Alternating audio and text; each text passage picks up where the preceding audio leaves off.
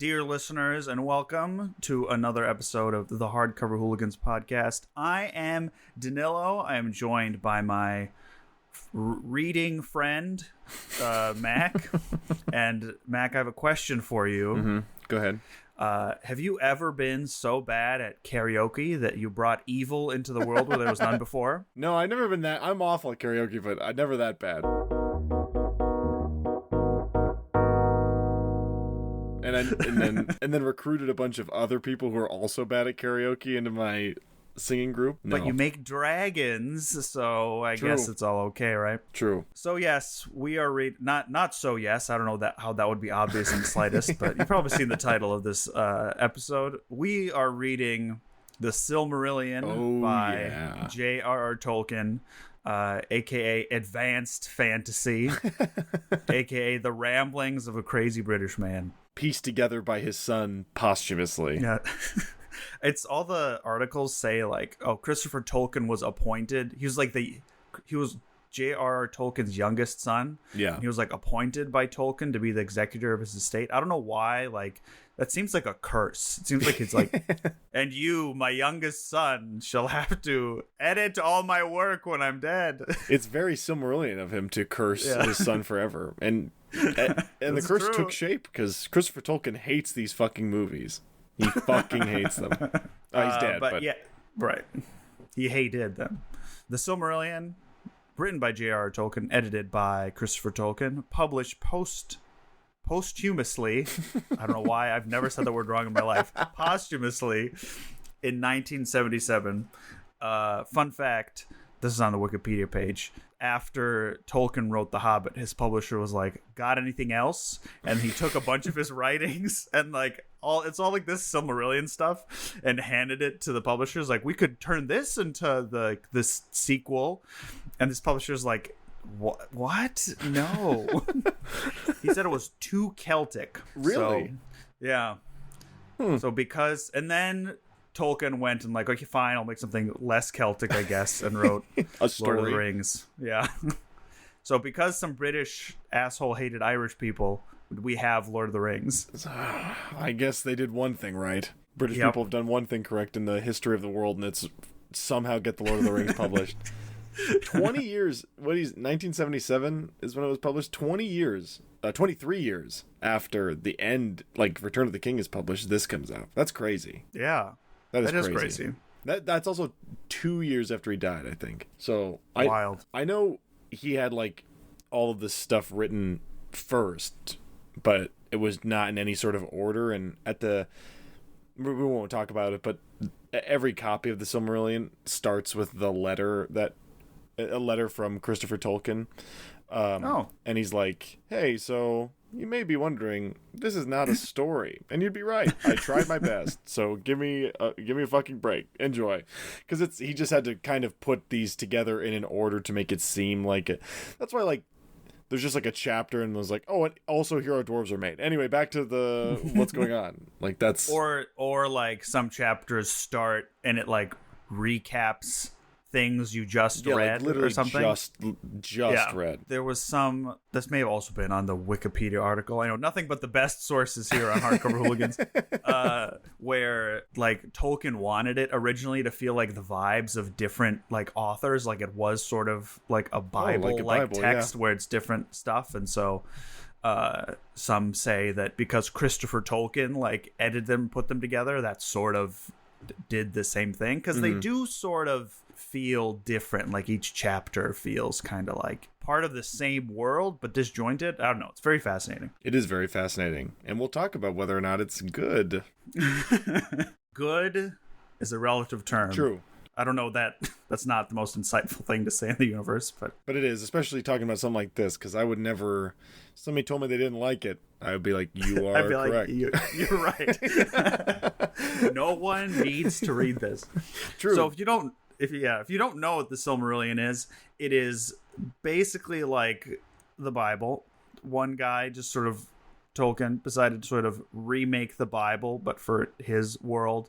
From the mythical creation of Middle Earth and the whole planet universe that Lord of the Rings takes place in, like all the gods and everything, and then humans come, and so it's it's like a series of stories of these like gods and elves and humans and what they did in Middle Earth before all of Lord of the Rings stuff. Yeah, it primarily involves the story of what happened to the Silmarils, which are like 3 jewels crafted by this elf king. And the original, you can if this was written first, you can sort of see where he's like, oh, the ring, we get way faster to the point of like all corrupting greed with this golden ring than we do with these 3 jewels.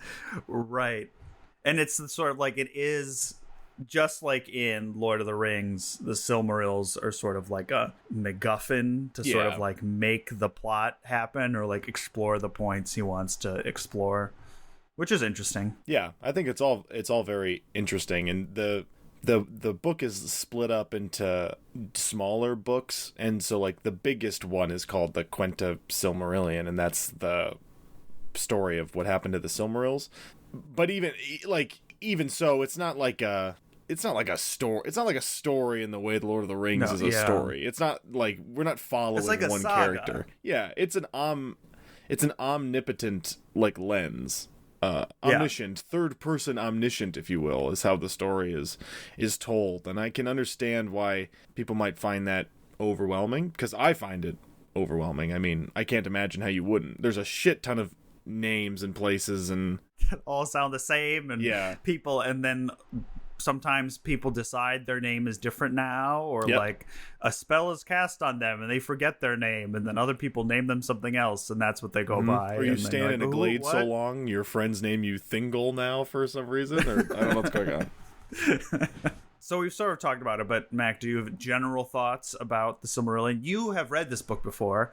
I have not. This is my first time. I mean, I think it's I have a deep appreciation for this, and I love like being able to pull this information out of your ass is always fun, because like it's always fun to attract like a look of like when you're just like start talking about.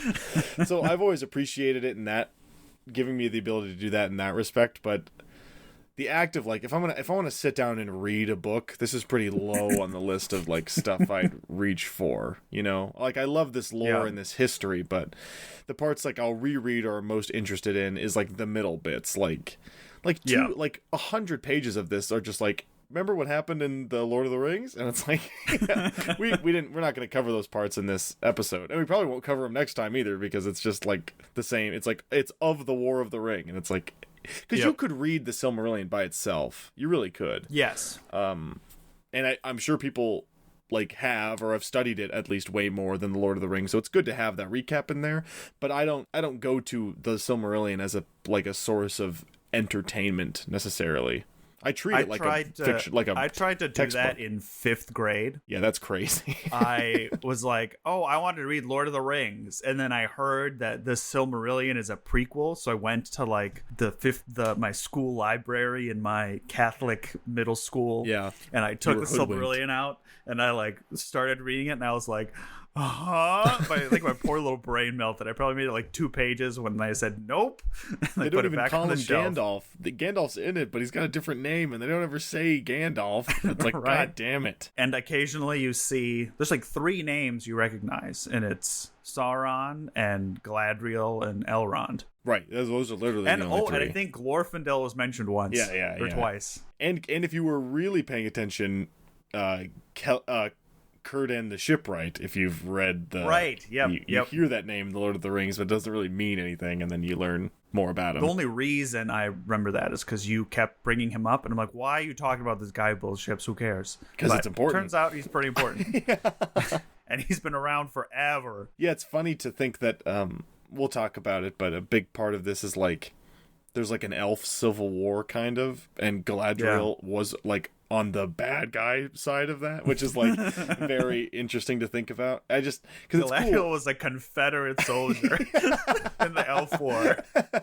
It's just funny to think like when she shows up that she's like not just older than Elrond, but like way older than was there since the beginning of elfdom old. Yeah, which is very cool. Crazy. I love this nonsense. Nice, good. I'm glad. But I will. It feels very like reading the Bible. And that could be an interesting. That could be fun and interesting. Also in that, like, it's written very evocatively. Oh yeah. And it's also very vague, and that's sort of what makes it. It's like, and then they flew from here to here, and like, is it literal flew? Right. Are they supernatural, so it's really fast? Is it they just went fast? It's that whole like metaphorical epic saga language that is really, it's like you have to surmise that almost the entirety of this, the world is flat. It doesn't say that, but it is. But it basically is. I think at some point, like 100 pages in, they were talking about the sun and moon. I'm like, wait, is the world flat? And it is. It is. And it will not be flat by the end of it. There's like a big thing, but it is flat at the beginning. There's a big roundening, I believe they called it. Yeah. It's also like just we keep comparing it to the Bible, not even in subject matter, but it's written like, and lo, they said unto thee, and especially when the gods talk, there's like thee and thine. They speak very like, when the gods talk and when the elves, less so when the elves talk, but when like the gods are arguing with each other, it feels like you're reading Shakespeare. Or like, there's dramatic moments where like the elves are like, that seriously feels like scenes like ripped right out of Hamlet or something, where they're like like pointing their swords at each other and posturing, and I love that stuff. But if you because they're like. Yeah, go ahead. Oh, I was just gonna say, if you're coming fresh off of the Lord of the Rings, it's if so you go from the Hobbit to the Lord of the Rings, you're like, boy, this is sort of a jump up in writing style I might have to adjust to, and then that's like a step stool compared to the vast gulf of like like literary fanciness that the Silmarillion applies to get its story across. And it's like what you said when you said that, like, there's not a lot of dialogue. It's just like stuff happens, right? And it's like, and then he died, and then he mourned, and then when there is dialogue, it's like a big important moment. And so like there are these, they're not really scenes, but they're more like images. Like you could imagine someone painting them on the wall of a church, and like, oh, that's where Fëanor threatened Fingolfin or whatever it was. That is what it feels like. That's a big a big thing in the world, or in the story. Definitely not for everyone. There's it's not really easy. It's not really fun. There's not really a plot. This is what people think Dune, like what it's like to read Dune. This is what people think it's like. Or what they think Lord of the Rings is like. Well, yeah. I just remember when we were talking about Dune, we were like very against people being like, well, it's a little tough. I don't know if it's for you. I don't know if the Silmarillion's for me. Like, but it is very hard and takes a lot of. It's just so funny because you're applying all this brain power to, none of this is real. And yet somehow you know it. And it feels cool that you like learned it, but also like you have to learn it to understand it. It is like you do. It is sort of like studying, it feels like. And it's like fun homework. It is fun homework. And just to be perfectly clear, I know a lot about the Lord of the Rings. I know more about the Silmarillion than your average guy. But I'm not going to sit here and pretend like I'm not going to be the authority on what's correct or what's happening. So if, we get stuff wrong, deal with it. It's also like maybe none of this is real. Like this is all like stories, and so fuck you. Or you could email us if we get something wrong, leave a 5-star review and tell us what's wrong. And tell us what's wrong, and then we'll address it in a future episode. We will. We'll release a formal statement. I was looking on like forums and stuff, and there's people are writing whole like essay length things about whether 2 characters who appeared in 2 pages are like gay or not in this book. Like it's you can really go to town on this. Yeah. And shouts out to the Silmarillion Writers Guild.org website for having concise is maybe generous, but chapter summaries. So if you're reading it, I would definitely read a chapter and then like maybe hop on over there and see what Dawn has written as a chapter summary, because they're very good and very helpful. Because there's some things I was very like engaged with, and then at some point, it felt almost random, where like my eyes started to glaze over, and all of a sudden I come to, and everyone is different. Yeah, like 400 years have gone by, and no one is named the same. And I'm like, what? Where did everyone go? Okay, so should we dive in? Yeah, I guess so. You guess so. It's just like, where do we even start? Well, we can start at the beginning. I did not read the preface. You told me about this letter. Yeah, I did not read this letter. You don't have to. So the first chunk is, Mac, you were trying to pronounce this before we hit record. Do you want to try to give it a shot? I knew Lindal. I accept that. Great, thank you. Or does it ends with the E with the 2 dots. That mean it ends in like A.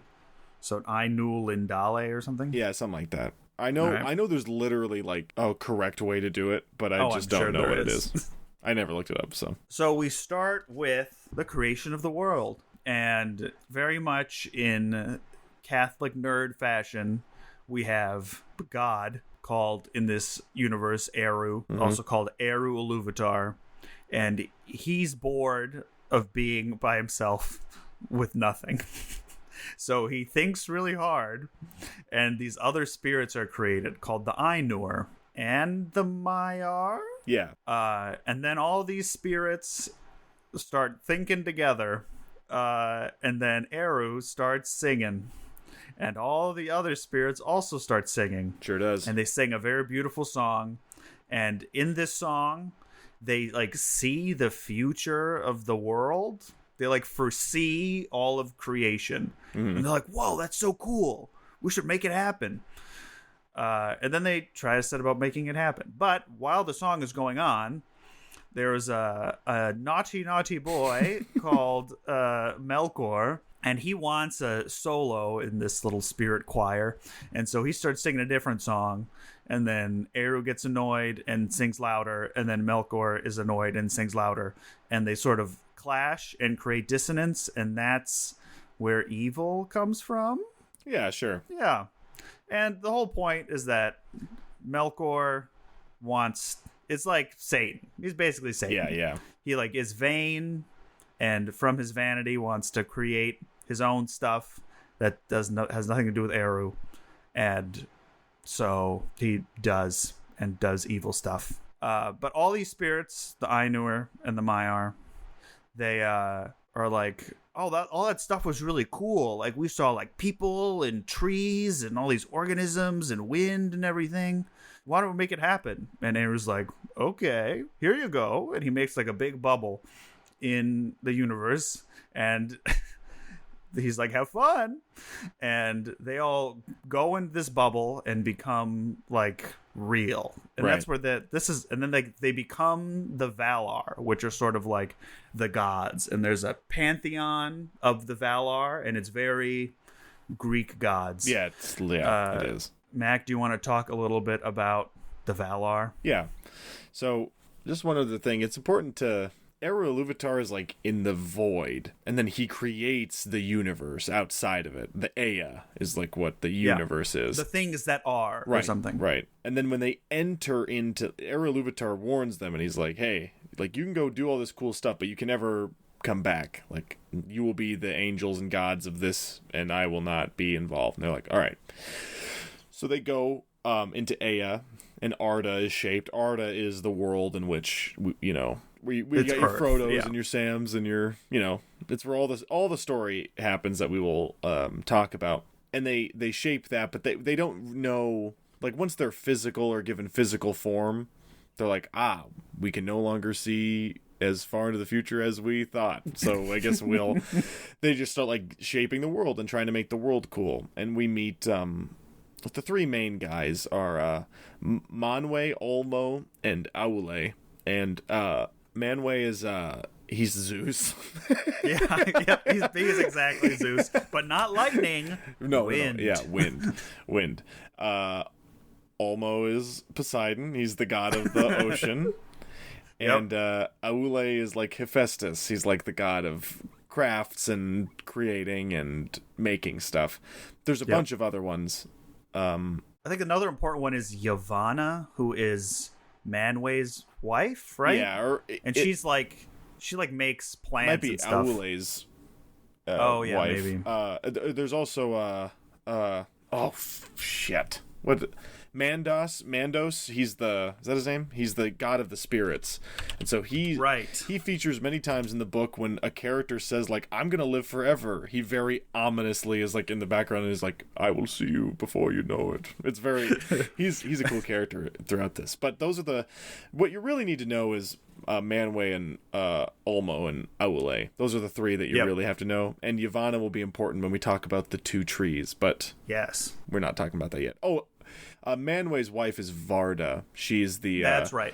She makes the stars. Varda, also called by the elves Elbereth, and now when they use the file of Galadriel with the star, they say Elbereth Gilthoniel. They're calling upon the goddess of the star. Varda. That's pretty cool. Yeah, and it's never mentioned in the Lord of the Rings, but that's why they do it. That's why they do it. I had I don't know if a lot, but a bunch of little moments. So I'm like, oh, this random thing has its roots in this. It's crazy. It's crazy.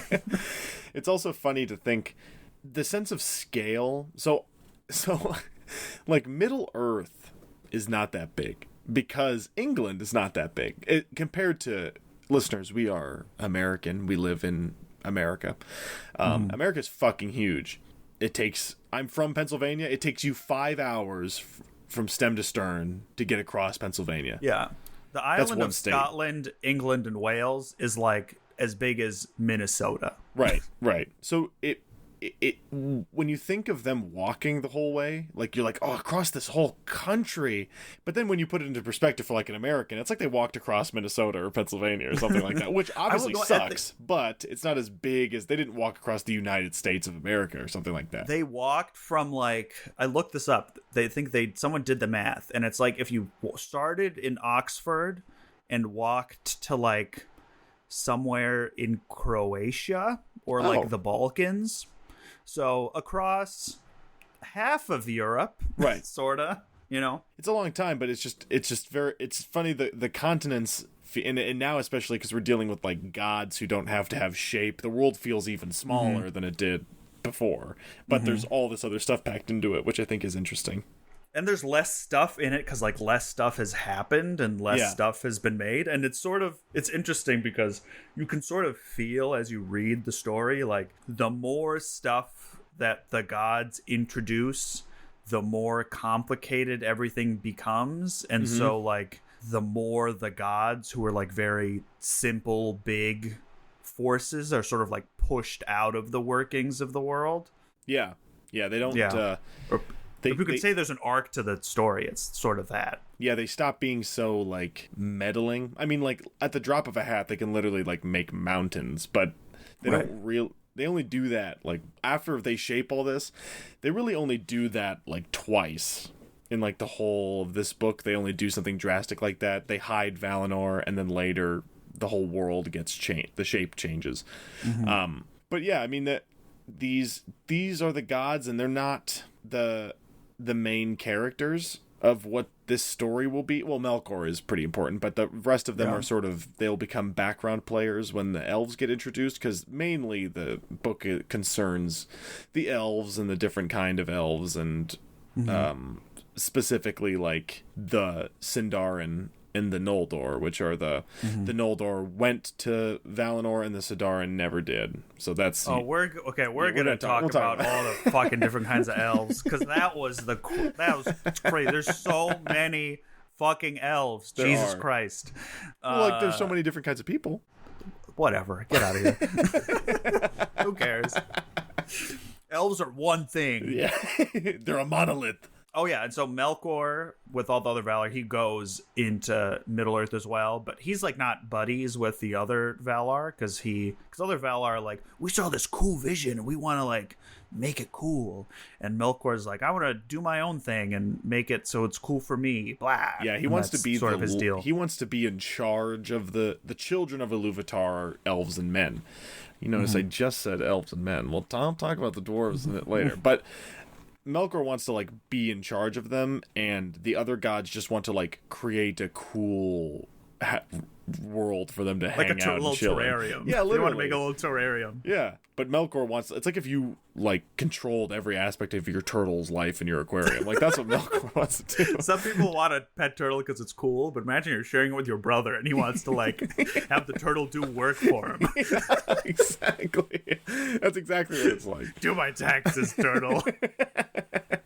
Yeah, and then in the next, that's the whole first. That's the whole first. Oh, part. and then the Maiar are like the lesser spirits. They come in. They're not as like crazy and powerful as the Valar, but they're still like gods. They're like minor gods, basically. Yeah, and it's Gandalf is a Maiar, right? He sure is. Olorin is he mentioned in this section? His name is Olorin. Olorin right. is the. They all of them have like a Maiar, like all of the gods do, or like a little servant. assistant. Yeah. And the ones that Melkor has are the Balrogs. That's what those are. And Sauron was one too. Right? Yes, and Sauron. Yeah, it's the Balrog. Well, the Balrogs are technically like older, but Sauron is literally like an evil assistant, which is so funny because my evil assistant. Because in the books he's really fucking shit up, but then you're like he's just like the assistant to like the real bad guy, and he doesn't even like die. You know, at the end of the Lord of the Rings, they just like he just like doesn't have any power on the world anymore. But I don't know if he's dead, so he might come back. Yeah, well, so the Valar live in a place called Valinor, which is on the continent of Aman. Yeah, is Aman the continent? All right, and it's like on the edge of the literal edge of the world because the world is a flat disk, and like part of it peeks out into like the spirit realm, and so that's sort of why they're all over there in the west. Pretty cool. It's where it's what will and it's like connected sort of to Middle Earth, at least for now. Right, like it's in the same physical. Yeah, well, and literally plane. connect. Like there's like a strait that you can just cross to get there. Just walk. Yeah, there's like an ice bridge at one point. People literally cross, like before. I don't know if you like know this, Alaska to know Pangea and whatever. What? Huh? I've never heard of Pangea. Oh, another one of the Maiar. Okay, sorry. There's so much that. Let me just. Orome is an important guy to talk about. And we'll talk about him more later, but he's like a hunter guy, but he like is always like off doing his own thing, but he's important because he's the first person that will see the elves, which is pretty cool. And he's the one who hates Melkor, right? That's like no, Tolkas. That's warrior. Tolkas. Yeah, that's right. Tolkas will beat up Melkor at the drop of a hat. He is slow to wrath and never forgets. That is the description we get of him. So I think that's it. Yeah, I mean we could talk about all of the gods, but it doesn't matter. Yeah, eventually elves happen. Yes. And then this is funny. It's mentioned a lot about like there's going to be two children of Ilúvatar. There's going to be the elves who are. They're like it's cool because they're like gonna have their own free will and they're gonna be beautiful and we're gonna like hang out with them and they're gonna build stuff and it's gonna be cool to watch. And then Ilúvatar is like, then there's gonna be these other people who are like worse. Yeah. Yes. And everyone's like, what? Okay. And everyone's like, trust me, it'll be interesting. And he's right. It is interesting. It does become interesting. But is there something like Varda makes something and then all the elves awaken on Middle Earth and also they're all alive? There's a war. There's like a war between the gods that happens because Melkor's like, hey, I think maybe I'll just kill everybody. And then that doesn't work because Tolkas like by himself beats up Melkor and like his whole army. And then Aule makes 2 lamps. He makes 2 big bright lamps. And then while they're like hanging out and resting, they're like, oh, that was a really tough war, huh? Melkor sneaks back in and fucks up everything and he breaks the 2 lamps. And they're like there's like lava everywhere and everything's like fucked up. The place that they were living in like gets completely destroyed, and then they raise that's when they leave. Hang on, is that true? Let me see what I have here. I think so. I think that's when they leave Middle Earth. Yeah, Melkor destroys the 2 lamps, and then the Valar like capture him and put him in jail. Right, but they're on Middle Earth at that time, and then they leave and then go to Aman, and then they raise like the mountains that block off Valinor. They make mountains, and then Yavanna makes the two trees, right? Because they're like they're like, okay, our two sources of illumination are gone. I'm gonna make two even cooler sources of illumination. It is pretty cool. It is. The two trees are awesome. Mac, what are the names of the two trees? Telperion and Laurelin. Oh, yeah, Laurelin. Yeah. I knew Laurelin. I forgot Telperion. So between the two of us, we're like the two trees. So Middle Earth gets completely fucked up, and Yavanna, like she starts making the world nice again, and at one point she's even like, hey, shouldn't the trees be alive too? And Manway's like, just give it time. I'm just gonna blow your mind if you want trees to be alive. And then the world is like prepared, like the world is like has shape now, because it was sort of like nebulous and weird before, but now it's like flat and whatever. And the rules are, like Danila said, elves, they're gonna live forever. If they die, they get to hang out with their spirit, goes back to Valinor. Yes. With so Mandos. They go to the halls of Mandos, so that elves don't die. Their spirit goes there, and then if men die, everyone's like, I don't know, they're kind of dead, I guess. The idea is that men will have control over their fates and their lives, because elves are very they woke up and saw the moon first, and they're like, that's the best thing in the world. But men did not, they don't have that connection with the world. If elves make a promise or curse someone, that will happen. Right. It's like a weird, anyone can sort of curse anyone else or make an oath and then break it and then ruin their lives and everyone else's lives forever. Yeah. And then I don't think they get they don't capture Melkor yet. No. He just fucks up the lamps, and then he goes to his cool fort. Autumno. Oh, Autumno. Melkor has the coolest names of everything associated with him. Yeah, Thorgondrin. Yeah, it's awesome. Yeah, Thangorodrim, Angband, Glaurung. It's all very cool. They got Sauron. It's awesome. He's very evil, and he loves being evil. Well, we don't have bad guys like that anymore. They just want to be evil. They love being evil. They make werewolves. Trying to be gray now. No, he makes dragons and werewolves, and he loves lava. Come on. This is not hard. I think that's it for now. We can talk about because we're going in order by chapter. The next chapter is about the dwarves, the creation of the dwarves. Yes. If you have anything else to say about of the beginning days, if not, No. Mac, would you please talk about Aule and the making of the dwarves? So Aule is the god of, crafts and whatever. And having just seen Melkor fuck everything up and knowing that men are going to be easy to trick, he's like, well, what if I just create my own 7 little guys, and they can't be corrupted, and they'll just create stuff with me.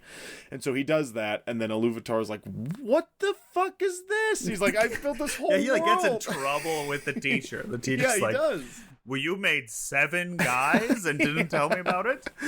And it's sad because Awule's like, all right, I'll destroy all of them. And then Iluvatar's like, no. You don't Well, Iluvatar was like, you've created creatures that are stuck in hell, because if you're not thinking about them, they can't just do or say anything. They do what you do. And what sort of, you just made a bunch of thralls. You're no better than Melkor. And Hela's like, I'm sorry. And then he's gonna kill them maybe, but then he doesn't, because it's revealed that the dwarves aren't. Flinch. They do their own thing. Yeah, they flinch, and it was like, they flinched. You didn't plan for them to flinch. Right. And so you're good. And those are the 7 fathers of the dwarves. And Eru's like, hey, so you can keep them, but you're gonna wait 40,000 years. So they go to sleep under the mountain, and then Aule's wife gets really sad because he's created these beings that are gonna chop down trees and nature. Right. And that's when she's like, hey, Manway, isn't this messed up? And then he's like, don't you remember that sweet part in the song where we said that the trees were gonna be alive and kick ass? And she's like, I forgot, you're right. And then everything's fine. Yeah. she's like, my husband gets a bunch of little guys. Why don't I get a bunch of little guys? And Manwë's like, you're going to get some little guys. She does say they're going to be the Ents. It is fated that the children of Aule and the children of Yavanna, because you could, like, elves are kind of, that they're always going to be in conflict for ages to come. Like, elves, it was foretold at the beginning of time that Legolas and Gimli were going to get into fights with each other, which is just, that's great. That's good stuff. Yep. And this is all pre D&D. Like, it's hard to imagine. This is what created all the D&D stuff. Yeah. Like, there's a point later where, like, a dragon casts fear on everyone. Yes. I'm like, oh, they directly got that spell or that mechanic from these books. Yeah. Which is crazy. He's the best, man. Okay, should we talk about the elves? Wait, yeah. we talked about the two trees. They're in Valinor. One tree is silver, one tree is gold. They're the most beautiful thing in the universe. Moon and the sun. Actually, not yet, but... Well, and, like, there is no day and night. Right. It's, like, in Valinor, it's, like, always bright because the trees are bright. But, it's like, a in the kind rest of bright. in the rest of Middle Earth, it's, like, a kind of, like, twilight all the time. Mm-hmm. Because, like, the light comes from the two trees, but it's not direct and all that stuff. But at some point, Varda, like, makes the stars or something. Yeah. And that awakens the elves. Sure does. That's the first thing they see, and that's why Varda is their favorite. Elbereth is their favorite god, because it's the first thing they see. And we talked about how they're immortal. And then as soon as they wake up in, like, really far away. Yeah, they do. And then the second they do, the Valar are like... So Morgoth's there, and the elves don't really know anything. What if we just brought them back here? Yeah, they. So there's like the battle, right? And this is also where orcs are from. Like, the original orcs are like captured elves that Melkor captured and tortured and created, like, the race of orcs.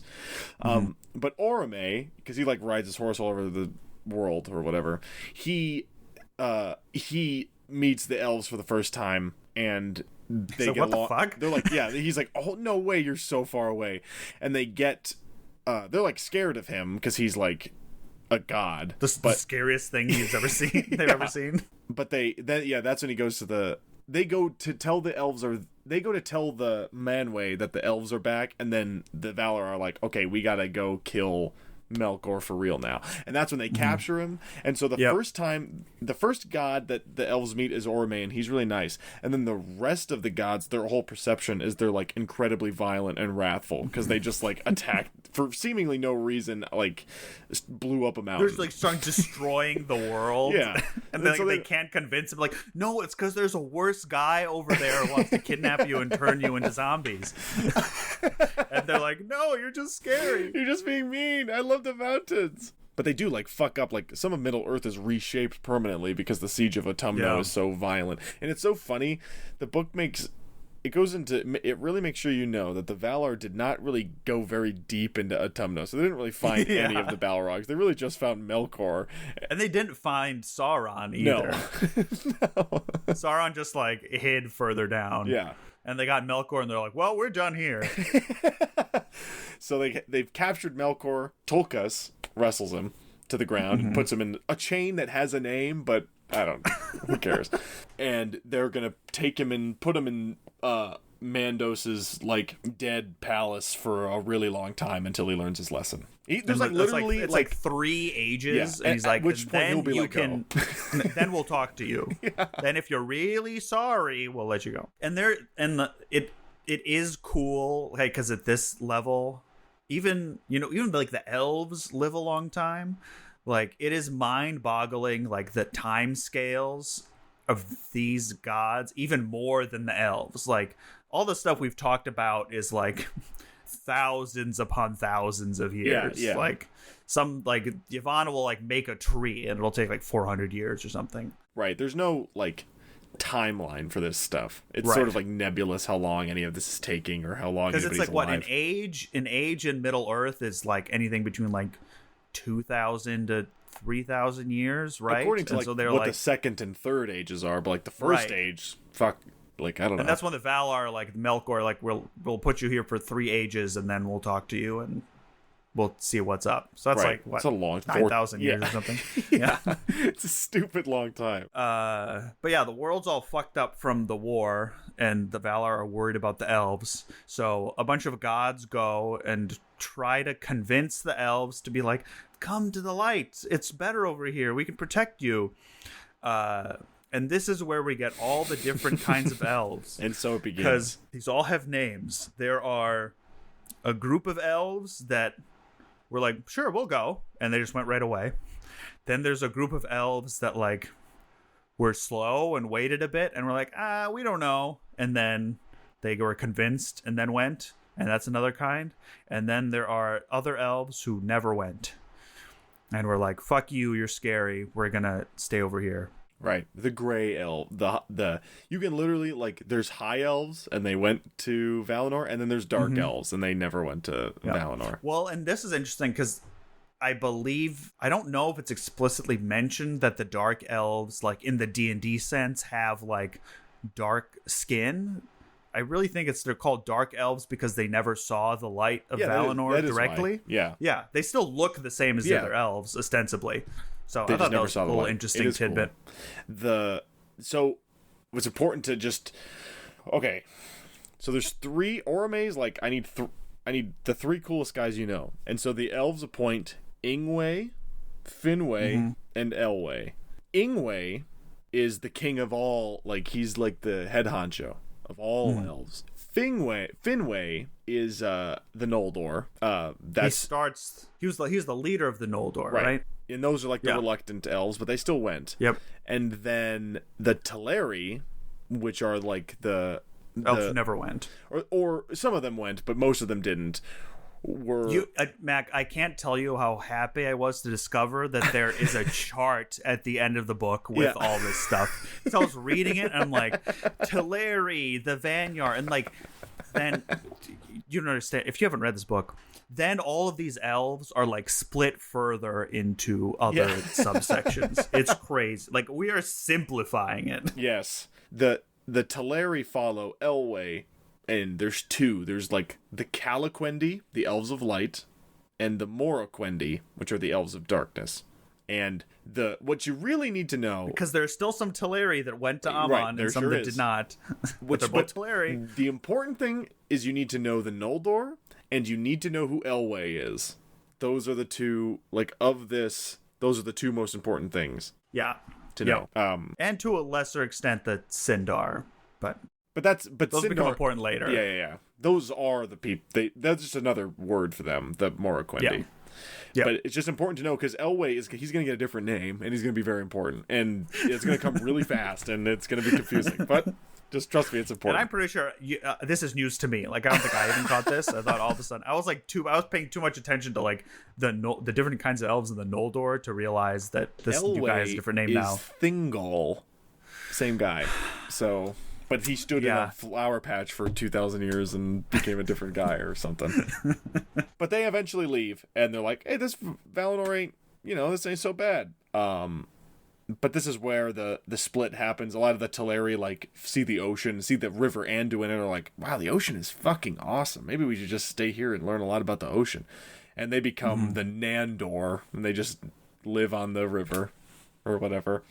And it talks about how, like, the sound, like within the sound of water is like the closest thing you can hear to like the original music of creation. Which is pretty cool. Like Eru and the beautiful. Aenir sang. That is beautiful. It's awesome. So this is what Elwë eventually gets to. He's like, all right, we'll go to Beleriand. And you might be, and then you're like, huh? What's that? Now, you're like, that's Middle Earth, but it has nothing to do with anything you know about Middle Earth at all. It's got its own topography and its own geographical its own cities, locations. Its own rivers, its own mountains. And it's not going to exist forever, so don't worry too much about it. But anyway, Beleriand is where Elwë goes, because the elves have been split again. Elwë hears a Maiar named Melian or Melian or whatever. And she's a great singer. Yeah. That's her whole thing, is she's a singer. And he's like, wow, that sounds really good. And it's so good that he grabs her hand while she's singing, and he just stands there for like an untold amount of time and forgets everything. And Olwe, his brother, a different guy now, Olwe, he's like, so what? He's just gone? He's like, fine, we're going to Amon, we're going to Valinor. And Elwë never made it, because when he comes out, the elves that remained were like, who the hell are you? And he's like, I'm Thingol, and you are the Sindarin. And they're like, okay. And so they start this town or whatever called Doriath, and Elwë did go. So Elwë has seen the light of the trees. That's why he's like the king, because he has beheld Valinor. Yeah. But he's not gonna ever end up there again, unfortunately. And this was one of the big like load points of this book is Thingol and Melian have this kingdom, and Melian like puts a spell around it. This is probably later. I think. It is later, yeah. Puts a spell around it, like a protective force field, so nothing bad can get in. And this is one of the few like through points for a huge chunk of this book. Yeah. Thingol, Melian. Yeah, and they call it the Girdle of Melian. Yes. Yes. Oh, speaking of fun words, two huge, big new words that I learned that I'd never seen before that are used constantly in these books are raiment. Oh, yeah. And Raiment, which just means like clothes. Or appearance. And leaguer, which is like the word league, and you add an R to it, and it means like a military camp, because then they're like, and Thingol opened his leaguer and sent forth. And I must have missed that one. It's I swear he uses it like twice a chapter. I'm like, what is this word? What the hell? It's funny because he says raiment a lot, and because that means clothes, but it's as if like when the Valar like put on a shirt, then they're like a human being. But if they take off the shirt, they're like not a human being anymore, which is very interesting because there's like later the like it's like they put the clothes on of a human on, right, like the appearance. But even some of them, like Utumno, can't. Like he's the god of the ocean. Ulmo, you mean? Utumno. Utumno is his a vassal or whatever. Utumno's a building. Yeah. No, Utumno's. Oh my God, you're Melkor's right. Who's fortress. the fuck is? People know. Hey, you Silmarillion heads out there know who I'm talking about. Like the god of the seas who was like, I'm gonna join with Melkor, and he was like, Ulmo was like, don't do it. He was like, okay, I was just joking, I won't do it. He is, because he's like got the power of the ocean. Even when he tries to like be a person, it's as if like a tsunami is washing up onto shore, and then it's like the tallest, scariest man you've ever seen. Like some of them can't escape their power, even on even trying to like blend in, which I think is a cool like detail that they're so powerful they can't. It's not like a Percy Jackson, where like Poseidon's just like, hey, I'm a guy. That's not really how it works. I had one of those moments where like I was listening to what we're saying and we sound like insane people. We've been recording for almost an hour. We've not even gone to the Silmarils. I know. You know the thing this book is about? It's only 2 chapters away. We'll get to the Silmarils. Okay. I actually don't know what was the next chapter? What chapter are we even on? We're on of Thingol and Melian. The next chapter is of Eldamar and the princes of the Edalie. Right. So I think Fëanor is next. We learn about them. This is all about the sundering of the Teleri and the creation of the Lonely Isle. All right. I don't really have anything to say about this.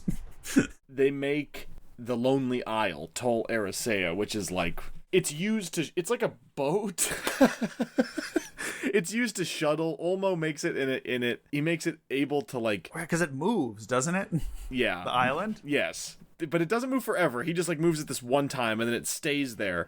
And this is where the elves go. Like, this is where Frodo goes. He does not go to Valinor. He goes to Tol Eressëa. Oh, really? Yes. Oh, I didn't know that. He doesn't even get to go to Valinor? Well, no, because Tol Eressëa is a real island. Valinor is like heaven. So...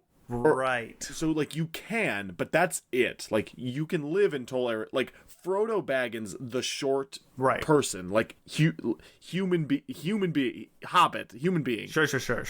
Can physically live on Tol Eressëa. Right. It is vague whether or not that happens, like, as his spirit has passed on to presumably the Hall of Mandos. Right. You would think. Okay, I guess. Yeah, this is the only it's like hard to find too, because after we're not going to talk about it now. After the fall of Numenor, actually at the same time, when like the greatest kingdom of men falls because of their folly against the gods, that's when Aman disappears. The Blessed Realm like disappears, but Tol Eressëa is still there. Gotcha, and that sort of becomes the hopping off point for people. Yeah, they are like connected, like you could like Gandalf at the end of Lord of the Rings went to hang out on Tol Eressëa, and then presumably his spirit left his mortal body and he went to Valinor. Because it's easy to it's tough. Imagine it like this is as far as I am able to surmise. I could be wrong. I've not done a lot of research about this. The beginning of this... Are you saying there's not a hard magic system around all this stuff? No. Imagine at the beginning of time, there was the entire continent of Europe and like Russia and Asia and all of that. And also, right next to it was heaven. And it was a real place. You could walk around. There were people there. You could take a boat from Asia to heaven. You could go shake the hand of Jesus Christ. Yes, exactly. But at some point, there needed to be a way for these people on this continent to get to heaven. So there was this like movable island. Right. That island moved close. Like it would go right up to the edges of Asia and take the people there to heaven. But after all of the human beings who live on the continent tried to kill Jesus Christ, heaven disappeared. Tried to make a bunch of boats and sail to heaven. Heaven disappeared. The gods are like, no. But the real island, like the physical place, is still there. Got it. And the island still sort of has a connection to heaven. Right, because it's like the magical stepping stone. Yeah. There we go. The magical stepping stone. Perfect. And I would assume like maybe it does like Tol Eressëa does prolong life, but it isn't the magical. It's not Valinor. I see. It's like the pearly gates. Yeah, it's the place you go before you go to the place, or like purgatory. Yeah. Yes. Yeah. Like because in Catholic, right? Whatever. Like purgatory means you're getting to heaven eventually. You just have to like wait. There's a hill called Tuna. Yes, there is a hill called Tuna that is built. That is made for the Noldor, and they built the city Tyrion on it.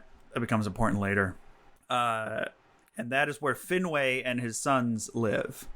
And Finwë has 3 sons. If there are any characters you need to remember, it's these. It is these 3 characters. Maybe not even 3. Like you just remember one name. Yeah. Just remember one name. It's one of these. We've got Fëanor. That's the one you have to remember. Fingolfin and Finarfin, who those last 2 I could not tell apart to save my life and what they do. Fingolfin is cool because golf is part of his name. And that's so cool. You're right. That's very cool. Think about him as a golfer. He's got a little hat. Yeah, he's got his little shorts and his cool little polo. And so Fëanor is described as he's like a fiery spirit. Like he's almost like he's more alive than any of the other elves. Like he's like a hothead basically, but he's also like insanely smart and passionate and amazing. He's got jet black hair, which is just a funny detail. Yeah, even to the point where like the other Valar are like, this guy's kind of intense. Yeah. And in his weird intensity, he creates the Silmarils, in which there are 3 jewels in which he puts the light of the 2 trees, and they're like magically in there. And they start sort of like driving it's like crazy. Right away it's a problem. Yeah. Yes. Because everyone's like, oh, those are really cool. Can we see them? And he's like, I mean, I made them for myself. Like right away it starts this weird like, everyone's kind of like, I want those because they're cool. Oh, before this is very important. Before he makes those, Melkor is released. And he does such a good job pleading his case that not only is he released, he's just like a Valar again. So he is on Aman with everybody, hanging out, like being like a nice guy. But it is all, as soon as he sees the Silmarils, it's game over. Yeah, he's hanging out. He's like, I'm still crabbing all these people because I didn't get to play around Middle Earth. And then he sees these cool jewels, and it's like his eyebrows are like, whoa. Yeah, because Manwë like can't understand. He doesn't understand being evil, and so he has no like perception that Melkor is just going to do it again. Like the other Valar can, but he's not in charge. Because he's like, oh, Melkor said he's sorry, so we're fine now, right? Melkor teaches them a bunch of cool stuff like smithing, and Melkor teaches the Noldor. He teaches the Noldor. Yeah. Yeah. He becomes friends with the Noldor. He teaches them about like warcraft and smithing and all this stuff. And so Melkor becomes friends with Fëanor, not because he likes Fëanor for who he is, but because Fëanor has some sick ass jewels. And now this is when Melkor. It's like a famous series of lies, right? That then become true. Yes, Melkor, like, because this is very interesting. I love this part of the story where like Melkor poisons Fëanor's mind, and then like because of that, Fëanor acts in a way that makes everything that was not true because he like believed it. And Melkor basically tells Fëanor like, hey, the Valar actually want to steal the Silmarils from you because they like them so much, and they're actually jealous of you, and they actually want to keep you trapped here in Aman forever so that they can control you and have the Silmarils. And Fëanor believes him. And they want to keep you here because they want men to really be in charge of Middle Earth. And then the elves are like, that's right. Who? And he's like, there's another race coming. And there's this weird thing where they actually die. Right.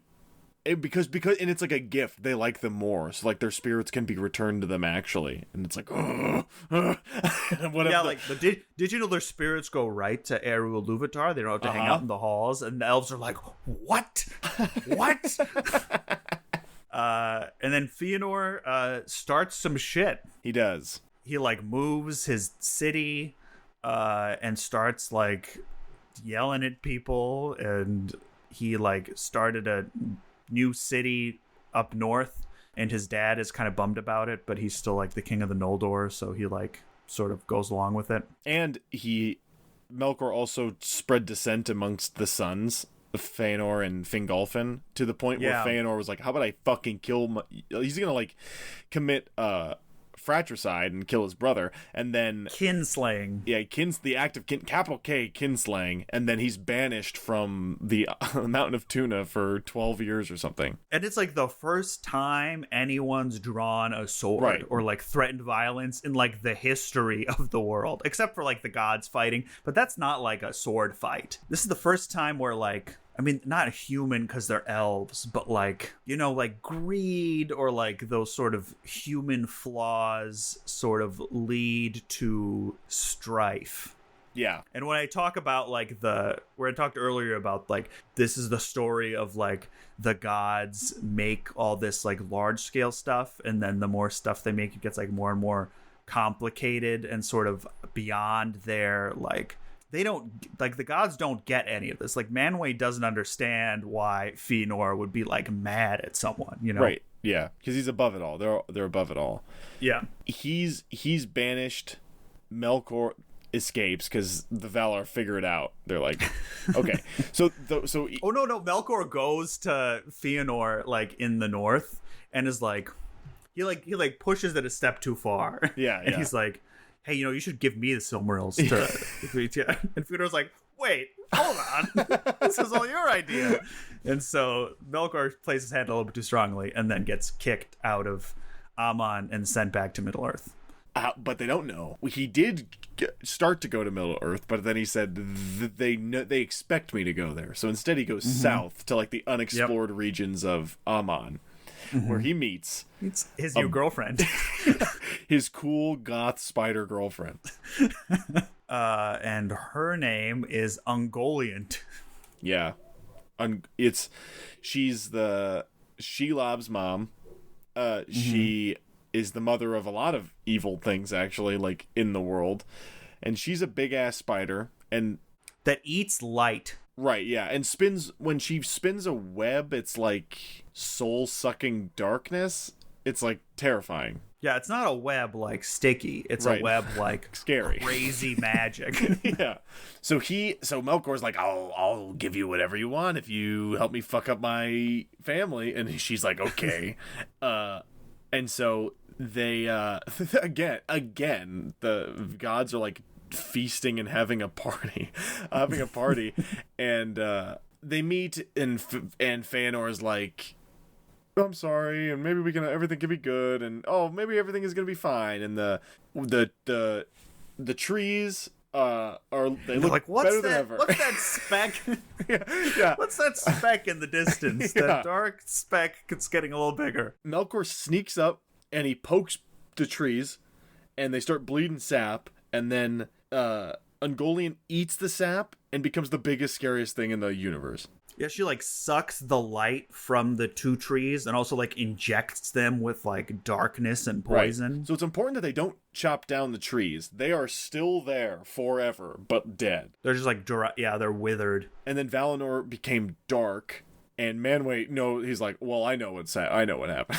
He's like, I get it now. Because I think Ungoliant let out like a big dark cloud. Yeah. And this is like the saddest thing to ever happen to the elves in the entire history of the elves. Yeah. Well, one of the saddest things. There's many more sad things to come. So far. The saddest thing so far. But next they're like, we got to figure out what to do because we can't fix the trees or whatever. But they're like, we can actually fix the trees, but Feanor is going to have to give us the Silmarils. Because the light of the two trees are still in the Silmarils. And he says no, and then he says, I'll go kill. He like makes a threat, and then he says it'll be the first blood spilled in Aman, and then Mando says no, it's not. And then as soon as he says that, like a messenger bursts in and says to Feanor that his father has been killed by presumably Melkor. And then this is where Melkor, he's like, oh, Melkor, he's no Melkor, he's a Morgoth. And then everybody's like, okay. And then he leaves. And because Morgoth means like dark evil one. Yeah. Whereas and Melkor meant cool guy. It's like his name. Yeah. He was just a bully, but now Morgoth is evil. Yeah. Yeah, and then the messenger comes and says, Morgoth killed Feanor's dad and stole the Silmarils and went to Middle-earth with Ungoliant. And then a big oath is made. Yep. Where Feanor, in his normal hot-headed way, swears undying revenge upon Morgoth for forever and tries to rally the Noldor to come with them to return to Middle-earth to fight a war against Morgoth. Hard cut to what Morgoth's up to. He's trapped in a big, scary spider web by Ungoliant, and he lets out such a scary scream that all of his demon friends come and beat the shit out of this spider.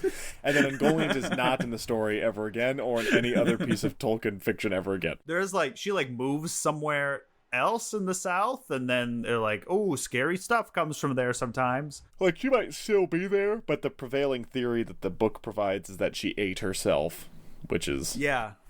She was just in awful. Her insatiable hunger. She ate herself. But yeah, the Feanor makes a pact that he is going to kill anybody that gets in his way, or any of the elves' way, whether it be elf, man, demon, dwarf, whatever, that gets in the way of them and Morgoth. And he makes a big promise to Eru, and we know that is true. They have to do it. It's like a weird magic thing where your word is bond, basically. Yeah, Valar obviously don't want them to do that. A bunch of the Noldor don't accept Feanor as their king, but some accept his brother, right. Fingolfin, right? Because of the whole banishing thing. But eventually they leave, and there's Manwë has one last thing, and he sends a messenger, and the messenger says, he lays it out, literally everything that's going to happen, specifically, if you leave, you can never come back. Which isn't true, but Manwë's he's a nice guy. If you leave, you can never come back. It's only going to lead to more destruction and turmoil and all this stuff. And we didn't want to keep you here, but also we know the more we tell you that, the more you think we are. So we can't really say anything. Yeah, we're letting you go. And they're like, how are we going to cross the ocean to get to Middle-earth?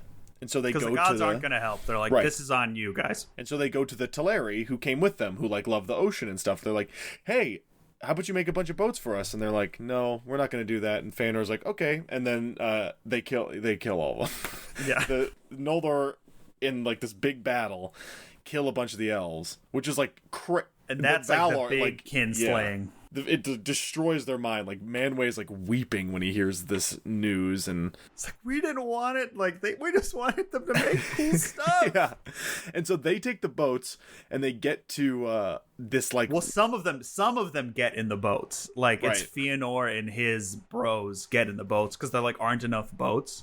And then because Fingolfin, like they didn't feel good about the kinslaying, but like they were still there. And then, Fëanor took the boats over with like his posse. And they're supposed to send the boats back, but because of like the betrayal, Fëanor doesn't think he can trust Fingolfin, so he burns the boats and abandons Fingolfin and the rest of the Noldor still in Aman. And then so the rest of the Noldor have to like walk through ice and snow across that land bridge to get to Middle Earth. And then they like reach the Helcaraxi, which is like icy tundra, and they're like, oh shit, we don't even like, we're running low on supplies and our boats aren't even like, we're gonna need to leave some people behind or turn around. And Fëanor's like, we're gonna leave my brother behind, and then they leave. And so that's exactly what they do. And so Fingolfin, his other brother left already, Finarfin left, and he becomes the king, but Fingolfin is stuck, and they all like wake up and see that way off in the distance on Middle Earth that they have reached it and have burned the boat. They haven't sent it back. Yeah, they're not sending them back. Yep. And Fingolfin, instead of turning around, just like he's like, we're gonna just cross the ice on foot. And that's exactly what they do. And then they arrive in Middle Earth, which, I don't know, probably there's some trouble. There's a little brotherly rivalry going on. This is also where they see, before they're on the boat and they see like a ghost or something on like a cliff, and they assume it's Mandos, but they don't actually know. And this is where he says like the doom of the Noldor, where he like spells out exactly what's going to happen. Now, I don't know what happens next. We could end it. We've been recording for more than an hour. We could end it there. We could. It might. There's a world in which this is 3 episodes. I know, because we're not even close to Baron and Luthien. No. And there's a lot to talk about there too. So this thing is dense. Like I guess I didn't realize how dense it is until we start talking about it, because you have to explain all this. Because even though stuff like happens fast and it's not super descriptive, like there's a lot going on. Yeah, it's all justified, and there's a lot of background. Like it all sort of flows together. So I think we're going to leave it off there. Yeah. Now Silmarillion might be a 3-parter. Yeah, who knows? I guess we'll see how far we get there tomorrow, or next time. Yeah, but this is what we'll be talking about next time, at least, is we'll learn more about the Sindarin, and we'll learn about men. Oh, and this is the perfect place to end, because when the Noldor leave, that's when Manwë like makes the mountains and Valinor is closed off, and Valinor is like closed off from everyone forever, ? Yeah, they might be back to shit up. have an opinion about stuff that's going on. Yeah, all right, cool. It's cool stuff, especially the more you talk about it, the more you sound like a crazy person, and you're like, this is not real, but like there is a cohesive like point or story to it, sort of like what we talked about for Lord of the Rings, where it's about despair and courage and all that stuff, and this is about like folly and the power of lies and belief and all that stuff. So I don't know, it's cool. It's definitely more complex than I thought it was going to be. I thought it was going to be more like reading a dictionary. Oh no, I didn't expect it to be as like, oh, this is like reading a like Beowulf or something. It's not, it's not modern or anything, but it's cool that someone was able to create something that feels so ancient, like an ancient text in 1975. I know, it's crazy. Thanks, Tolkien. Hey, thanks, Tolkien. Hey, thanks, buddy. Hey, keep up the good work. You know what? The next thing you're thinking about publishing, you should do that. You should do it, man. Take it from us. Mac, do you have anything else to say about the Silmarillion? No. If you're reading along, I wish you luck, because it doesn't get easier. No, it gets crazier. I try to read this before bed sometimes, and it's just glosses over me. And I'm like, I don't know. All of a sudden, I don't know who any of these people are. Yeah, you got to be really alert. This isn't the book you can sort of like half read or half like listen to in audiobook form or something like that. I can't imagine trying to read an audiobook form. No. Like I would But, I do... Every time I read about a Silmaril, I wish I could see one for real. Because I think it'd be really cool. It'd probably fuck me up for forever. I would love to see a not the Rings of Power, because the Rings of the Power, the TV show, is based on the appendices, not the Silmarillion. I would love to see all this Noldor stuff that would visualized. Be so cool. Yeah. I bet that'll happen in our lifetime. I would think so. Probably in animated form, I would imagine, but that counts. Will it be good? I don't know. Only time will tell. We'll listen to the episode we do in 2047 when they release Amazon Presents Jeff Bezos' The Fall of the Noldor. All right, everyone. Go and dream of Silmarils. Go and be merry, and don't threaten your brother and get banished from Mount Tuna. Whatever you do. Whatever you do, send the ships back. Don't burn them. Please just send the ships back. It would have been so much easier. Don't cause perhaps a second fratricide. Please stay on Mount Tuna. Just stay on Mount Tuna. Stay on Mount Tuna, everybody. Stay on Mount Tuna and stay hard.